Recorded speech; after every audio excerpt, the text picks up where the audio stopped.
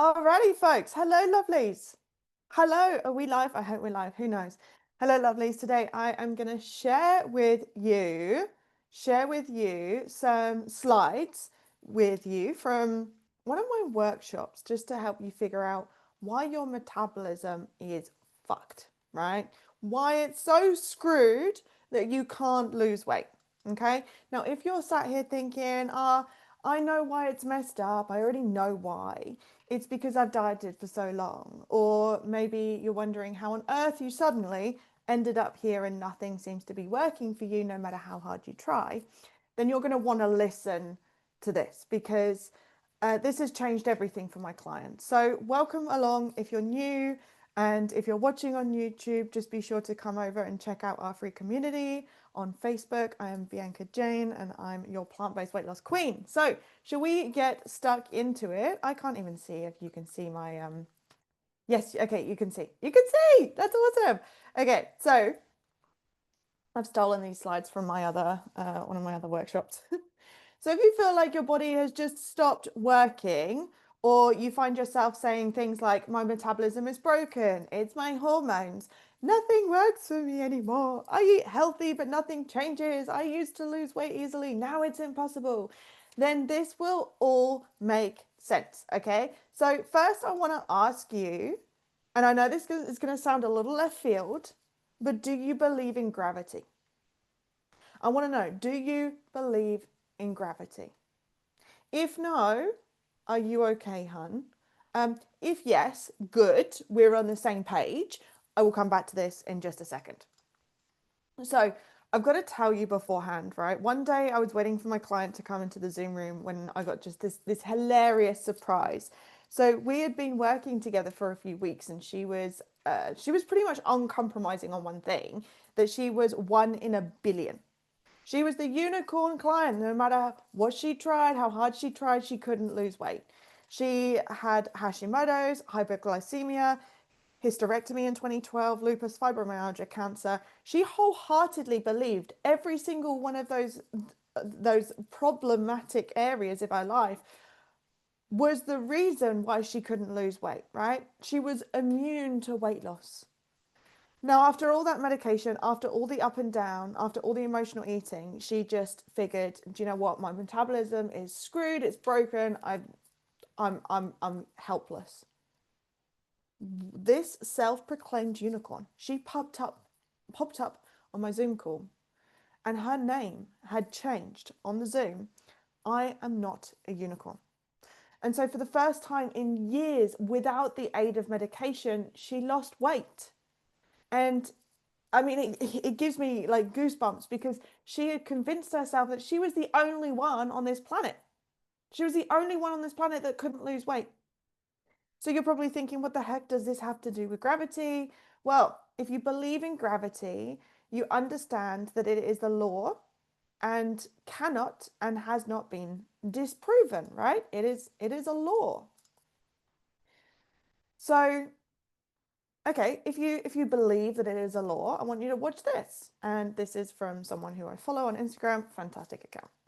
Basically said, if you ate 1,000 calories a day of just donuts, you will get fat. And I replied to the comment, I'm like, I disagree. It's purely thermodynamics. You know someone did that, but with Twinkies to prove a point. And weight wasn't the only thing they lost. This is Mark Hobb, the professor of human nutrition at Kansas State University. And for 10 weeks, he wanted to do an experiment, eating what he called the Twinkie diet, or a diet made up of exclusively Twinkies, Oreos, Doritos, and a few other snacks, to see if he could still lose weight following the #1 rule for weight loss: eating fewer calories than you burn. He found that he burned about 2,600 calories per day, and even though it was junk food, he made sure to eat only 1,800 calories per day. And after 10 weeks of doing this, he lost 27 pounds, and his body fat dropped from 33% down to 24%. But that's not really surprising. What comes next is, not only did his weight drop, his bad cholesterol also dropped by 20%, and his good cholesterol went up by 20%. His triglycerides lowered by almost half, and his blood pressure fell from being in stage 1 hypertension down to a normal, healthy level. Listen to what I'm about to say. Calories matter, but they are not the only thing that matters. No one is telling you to eat like this. All this is showing is that you don't have to be perfect to be healthy. Having some unhealthy foods in a mostly healthy diet isn't a bad thing, and it doesn't make you unhealthy.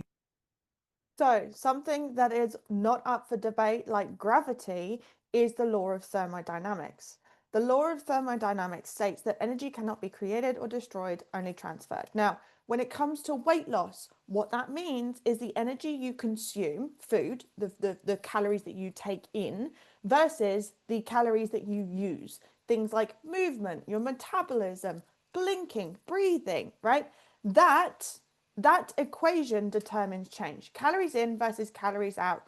It is not an opinion, it is physics. Okay, so if you were about to hang up this call, this video call, and you're like, screw that, I am so freaking broken, it's my fault, my metabolism, my blood type, da da da da, you have to listen to science. Right now, if you believe in a flat earth, that's a totally different conversation, and you probably don't belong in this Facebook group, right? I'll be honest with you.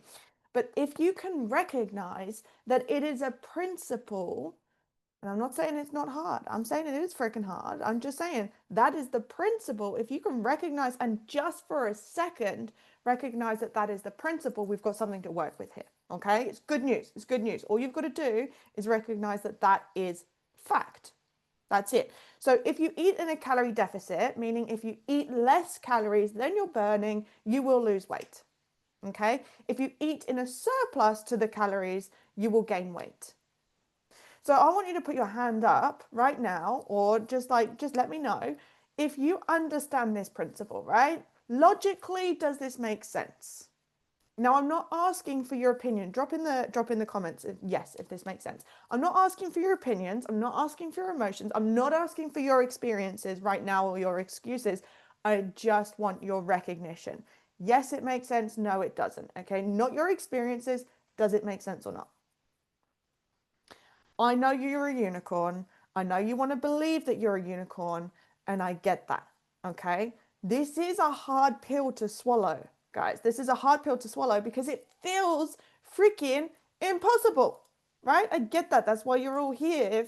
If all these other diet programs worked, you wouldn't be in this group right now. You'd all be on Weight Watchers or Slimming World or drinking milkshakes, you know, until the cows come home, pretending like that's going to be the best thing for you.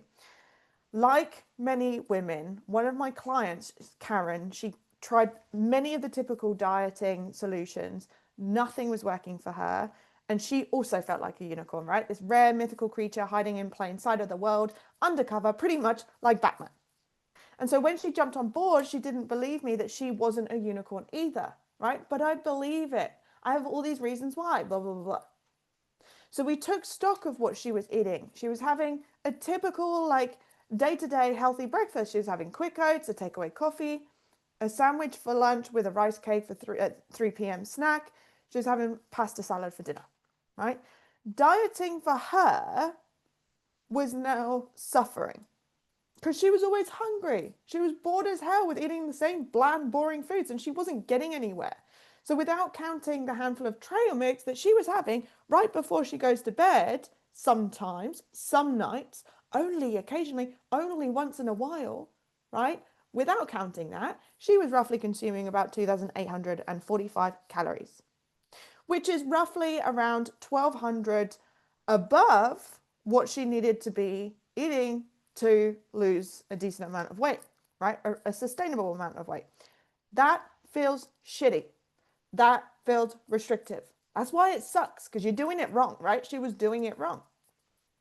You can choose right now. You can continue to believe that you're a unicorn, or you can keep fighting that you are not a unicorn, right? Because either way you look, you'll find confirming evidence, and you'll continue getting those results. So stop searching for reasons why you're broken and start searching for reasons why your body actually works. Okay. Now you're probably sitting there and say, yeah, but I've got this and I've got that. May I remind you about my client who's had many problems, including lupus, cancer, hysterectomy, Hashimoto's, and more. Right? So if you're coming to me and saying, yeah, but I'm going through menopause, or but I'm old, you need to stay with me, right? I promise you, stay with me. This law is true whether you're 25 or 65, vegan, omnivore, lifting weights, walking the dog, right? Your body isn't special enough to break the law of physics. Yeah, I know you don't understand, Bianca. I'm in a different place. I understand that it feels difficult for you and that you want to put the blame on something that you cannot control. Okay, I get that. I understand that. But you also need to recognize that you have a form of responsibility. You may not see where, why, how you're going wrong, but the one principle that you have to recognize is calories in versus calories out. I don't care whether you have PCOS, inflammation, you're going through menopause. It is all the same problems. Is they create cravings, they increase your stress, and so your go-to is more food. Okay? I understand it feels damn near impossible. And sometimes you might think, well, I have this, I have that. That's the reason. So either you continue argue for your limitations, or you can start arguing for your success. I will repeat that. Either you keep arguing why you can't, or you come with me and we start arguing why you can. Yeah, the brilliant news is that you aren't broken, right? How awesome is that? You are not broken. Woohoo! Like, your results, they're not random. They don't mean that you're hopeless. They're just the results of the circumstance. So when we change the circumstance, when you recognize what needs to change, you recognize that you're not doomed for life, right? You're not doomed to be fat. You were never designed to be fat. It's just the circumstances. It's just the environment that you created for your body. But so many women balls it up when they hear calorie deficit and they start acting like calorie restriction is what we mean. They think starvation is the best way to go, right? Let's be fair. We all have tried the diet where we go boring, boring, boring, boring as hell. Monday, Tuesday, Wednesday, Thursday. Friday, we start letting loose because we have restricted all week. We're bored. We need a dopamine kick. It's the weekend. I'm going to enjoy myself. I deserve a treat. Yada, yada, yada, yada, right? I see this time and time again where people don't understand where they're going wrong. And Monday to Thursday, they are in a good enough calorie deficit that they can lose a sustainable amount of weight. Friday, they have a little treat. Saturday, it can be a form of either indulging or just eating the wrong food. So you're still eating high calorie foods and you're still feeling like you're on a diet because you're not eating the foods that you want, but you're actually opting for the high calorie foods. So things like healthy snacks like nuts, and I'm not demonizing nuts. I'm not saying they're bad, right? Before you jump in and jump at me. But salads with dressings and nuts and stuff like that. So you still feel like you're on a diet and you skip meals, but you have a glass of wine. It's this push and pull, this tug of war of I'm trying to be healthy, and consuming the foods that food industries tell me are healthy, and I want a treat, right? There's this push and pull. So you'll restrict Monday to Thursday. You're on target for a deficit. Friday happens, you're in a maintenance. Now Saturday and Sunday comes along, and now you're looking to be in a surplus for the week. So you are not going to lose weight, even if you are 100 calories over your maintenance. Something as small as 100 calories over your maintenance will obviously keep you in a calorie surplus, right? We've got to remember that even 20, it sucks, right? But even 20 calories over your maintenance isn't going to mean that you're going to lose weight.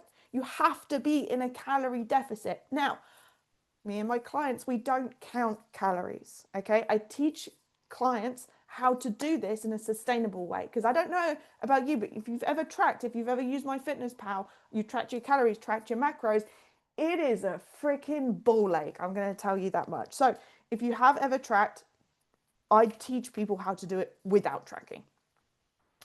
If you're interested in learning how you can do this without tracking, without counting, I am putting together a Black Friday offer, and I'm going to be releasing that the day before. There's going to be 10 spaces. The day before, if you are on the wait list, you get the first chances to say yes or no. So I'll deliver the information to you on I think it's a Thursday, the 27th.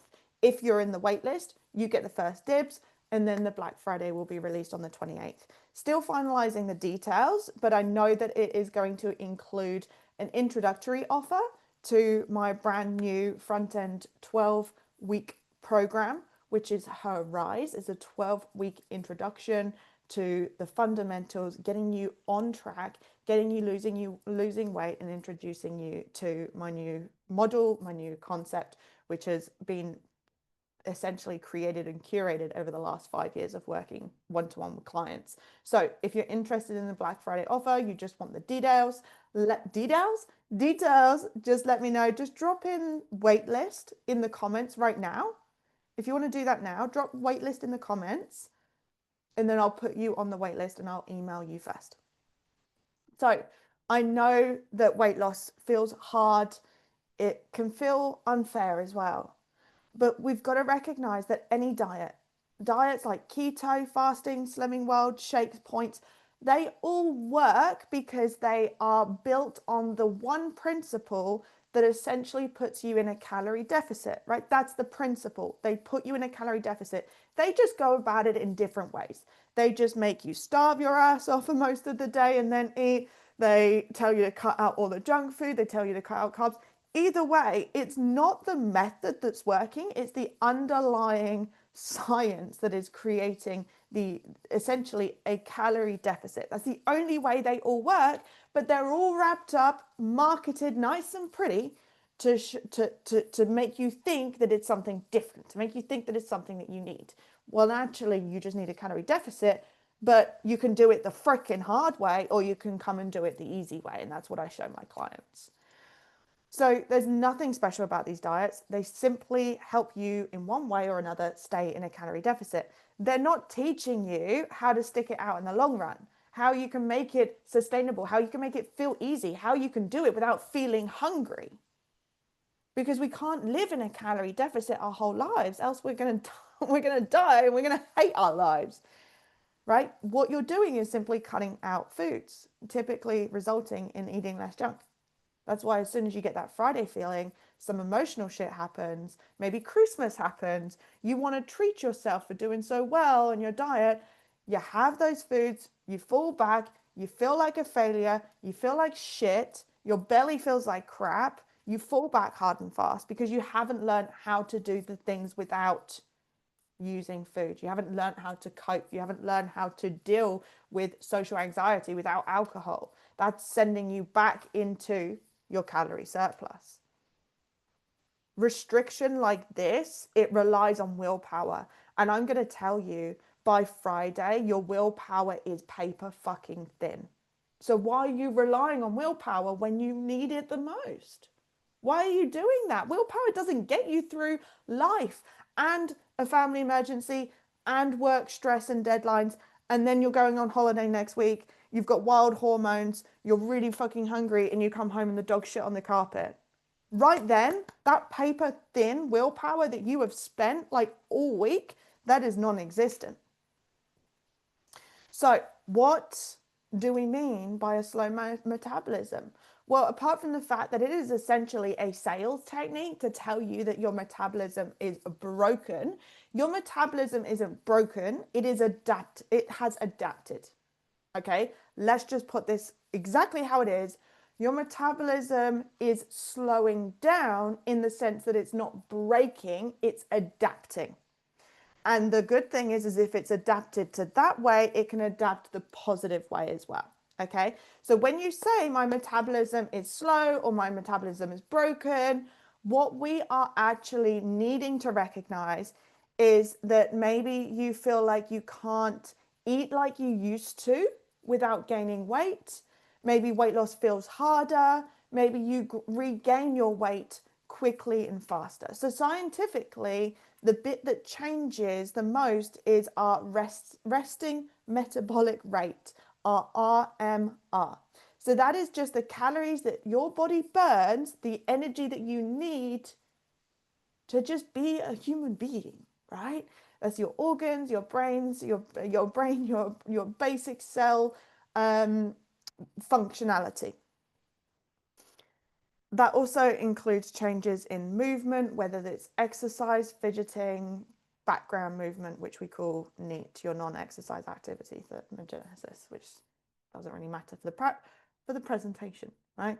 A slower metabolism just means the amount of calories that you require has reduced slightly. So as we get older, if you're watching this, Kaz, you are on the screen, girl. I'm so proud of you. So as we get older, especially from our 30s onwards, our metabolism starts to shift, right? One of the biggest reasons it slows is the steady loss of fat-free mass, essentially skeletal and muscle mass, right? So that starts to decline very slowly, naturally. But also subtle changes in things like high metabolic organs like the liver, the kidneys, the brain, the heart, right? This starts to slow. So these tissues are metabolically expensive, right? What I mean is they burn a lot of energy just to exist. So when we lose them, our resting metabolic rate drops. The amount of calories that you need to spend just to keep these things going is less, right? That reduces. So inactive adults can lose around about 3 to 8% of their muscle mass per decade after the age of 30 if you don't do anything about it. Because muscle burns more calories than fat to just keep it on your bones, losing even a few kilos of lean muscle mass can significantly reduce how many calories your body needs each day to just keep that muscle on the bone. So this is why you can weigh the same at 50 as you did at 30, but your metabolism is lower, it's slower. You're carrying more fat and less muscle, right? But here's the thing that no one talks about is the decline is not inevitable. The key word is inactive women. Women who keep moving, who keep lifting weights, who start lifting weights, who eat some protein and manage their stress and maintain their muscle, and therefore their metabolism have a far better chance to keep their BMR up, their RMR up, sorry. So Kaz right here is one of our Facebook group women who is living proof of this. When she joined, you can watch the video on YouTube or in the Facebook group, but when she joined the group, she felt like menopause had turned her into this frumpy, grumpy mess, right? 2 years later, after focusing on how she ate, how she moved, how she supported her body, she's over 32 pounds down, she's fitter, she's calmer, and she's more confident, right? Than she ever was before menopause. So science backs this up, right? Women who stay active and eat nutritionally dense foods, not calorically dense, will see smaller changes in their body composition. So in other words, movement and muscle are going to be your medicine. Exercise shouldn't necessarily be for fat loss. It should be for, like, in my opinion, it should be for sustainable long-term health. However, it just helps us along, right? So if you do catch yourself saying nothing works for me anymore, what you might mean to say instead is nothing I used to do actually works for me anymore. And that's true because your body today is not the same body you had 1 year ago. Your hormones have shifted, your muscle and bone mass have probably changed, stress is piling up for you, and your hormones, well, right? The way that I like to look at hormones is essentially a friend who lost respect for you after you put your foot in it, right? Maybe you do things, you have stresses in your life, you start eating junk food to deal with menopause because you're emotional, because you're sad and you're upset and you're angry and this shouldn't happen to me. I'm only 35 or I'm only 45. I've got more of my age left. So you start having little bits of food to make you feel better. You have an extra glass of wine. All of these little tiny, tiny nuances, right? That is working against you. Every single choice you make is either contributing to your future, a good version of you or an unhealthy version of you, right? The healthy version of you or the unhealthy version of you.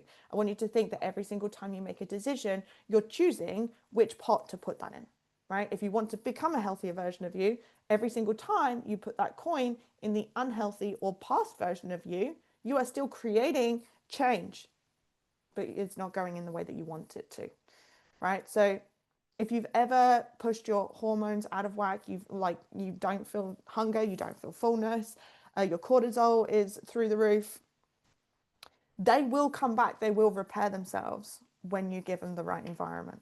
Okay, so we don't slow down because we age because we slow down, right? I just want you to sit with that for a second. You don't have to get old, you can age, you can get older in terms of your overall age, but you don't need to slow down, right?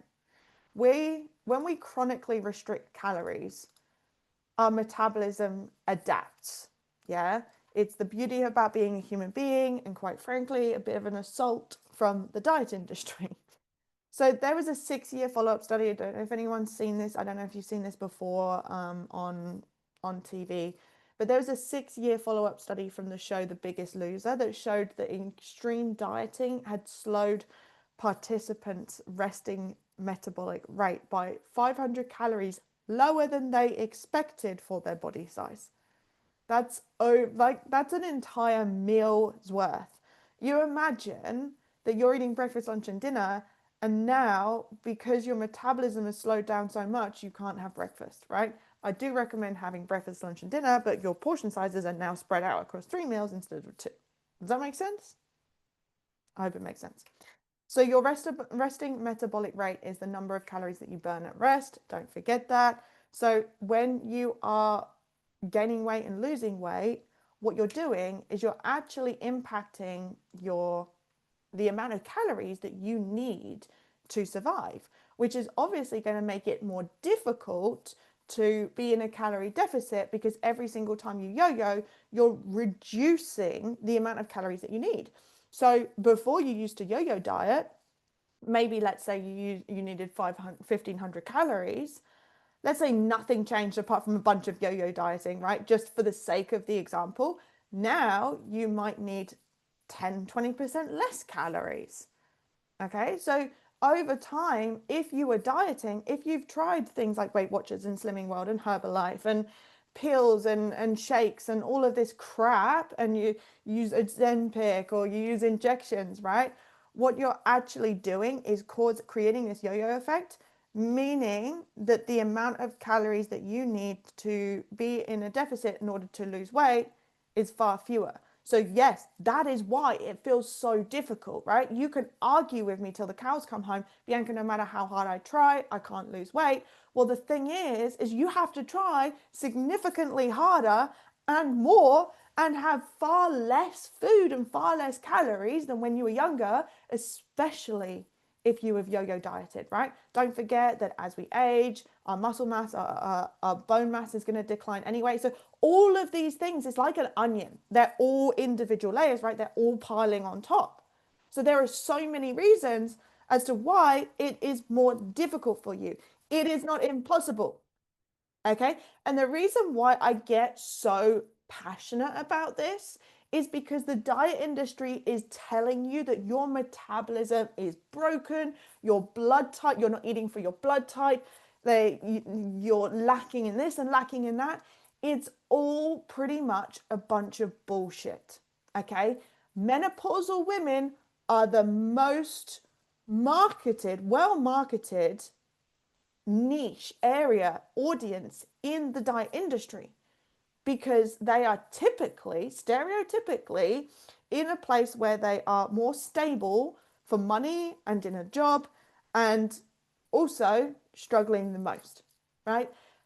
We've all heard of the bliss point with food. Food is created to have this beautiful amount of texture and flavor and basically like firework, like the perfect combination of things to set off a firework display.